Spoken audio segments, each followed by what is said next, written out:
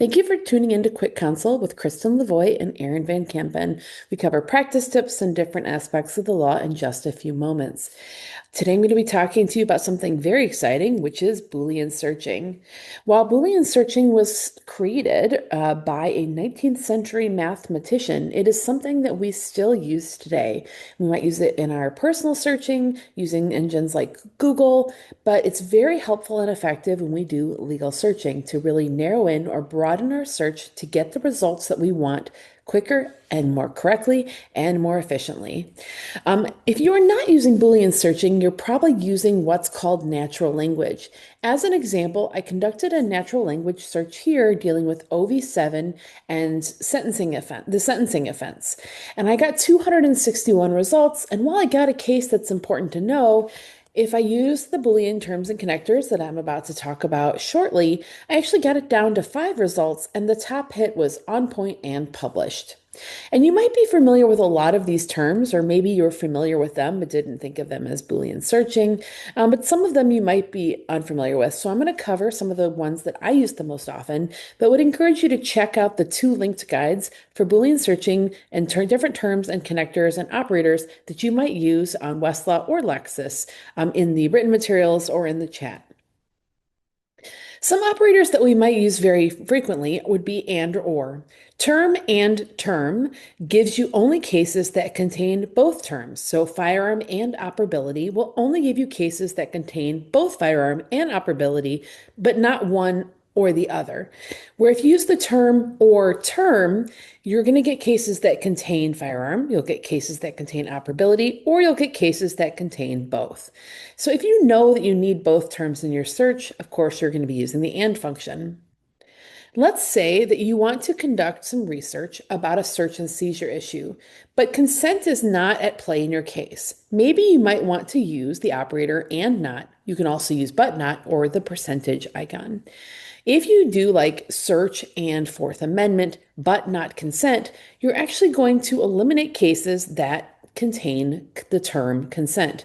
Now, of course, some of those cases might still be helpful for you, but if you're on a time crunch and you don't want to sift through, hundreds of cases involving consent when consent is not at play in your case, think about using and not or but not or percentage. Using a phrase in quotes can also help narrow your searching. If you did firearm operability in quotes, you'll only get cases that contain that exact phrase rather than cases that contain both words or one word or the other. An underused operator, which I personally love, is using the exclamation mark operator. As an example, let's do bank exclamation mark. That's actually going to return cases that have bank, banks, banker, banked, banking, bankrupt, and I'm sure I'm missing some. Basically, any version, any form of that root word, whether it be made into a noun or it made plural or it made into some kind of a verb. So if you really want to try to find all variations of that word, an exclamation mark is going to be your best bet. By comparison, the universal character or the asterisk is going to be similar but not exactly the same.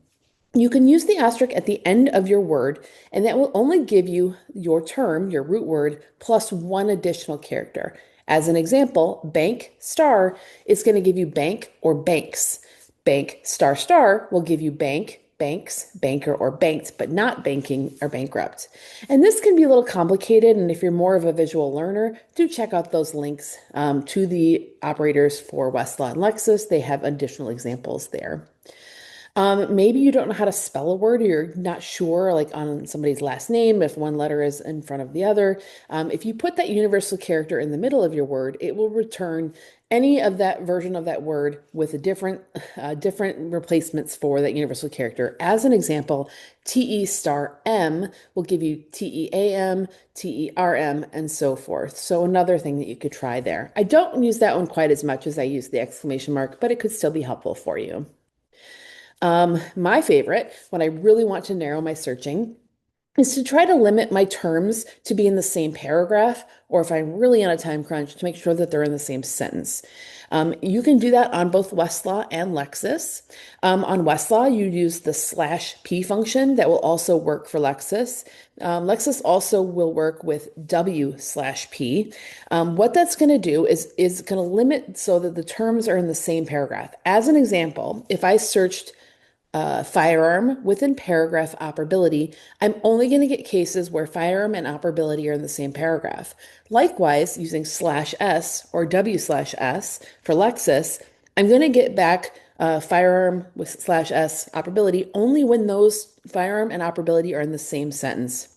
You can also use N if you want to specify they must be a certain number of words away. But either way, this is going to really narrow in your results to get the things that are most effective. For example, one last one on this one because I use it so often. In that example earlier, when I talked about trying to figure out if OV7 was scorable for conduct outside the sentencing offense or if it was what's called a McGraw variable, I always search my McGraw variable cases this way. I'll search the OV that I want in quotes, and then I use slash S McGraw, and that's going to let me know right away if that offense variable is a McGraw variable or not. And I hope some of these tips were very helpful for you. I'm always willing to help talk you through some search issues you might have, or check out the linked resource guides as well. Thanks so much for tuning in.